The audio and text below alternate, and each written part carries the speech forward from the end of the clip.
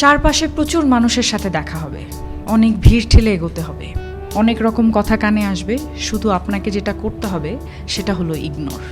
জীবনে কিছু মানুষ আবর্জনা ছড়াতে আসবে, তাদেরকে আগাছার মতো উপড়ে ফেলে দিতে হবে। লাইফ আপনার, বাউন্ডারিও আপনাকেই সেট করতে হবে। নেগেটিভিটি যেখানে দেখবেন সাথে সাথে সেখান থেকে দূরে সরিয়ে নেবেন নিজেকে। শুনতে খারাপ লাগলেও আপনার কাছের অনেক মানুষ আপনাকে খারাপ দেখতে চায়। তারা চায় সহানুভূতি নামক মলমের তলে একটু কাটা ঘায়ে নুন ছেটাতে। আপনি সিম্পলি সেই সুযোগটাই দেবেন না। অযথা তর্কে যাবেন না, বোঝাতে যাবার কোনো প্রয়োজন নেই।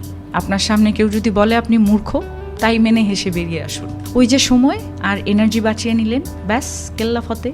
যে যা বলছে শুনে নিন, আর মুচকি হেসে শির দ্বারা সোজা করে নিজের সিদ্ধান্তটা নিজেই নিন।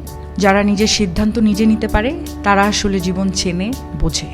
আপনাকে নিয়ে যখন বাকিরা সমালোচনা করতে ব্যস্ত থাকবে, আপনি ঠিক সেই সময়ে গাছ লাগান, ঘুরে আসুন, রং তুলি নিয়ে মনের মতো ক্যানভাস সাজান, বাড়ি গোছান, গল্প পড়ুন, পারলে আরও দুটো সাহিত্য পড়ে নিন, নিজের পুরনো ফটো দেখুন, ব্যাডমিন্টন খেলুন, ছবি তুলুন, চা খেতে বেরিয়ে পড়ুন, নামাজ পড়ুন, পুজো করুন।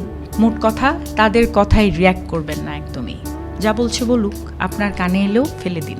দিন শেষে আপনি জানেন আপনি কি, কেমন, আর এটাও জানেন যারা বলছে তারা আপনার কাছে জাস্ট ম্যাটার করে না। ঠিক এটাই।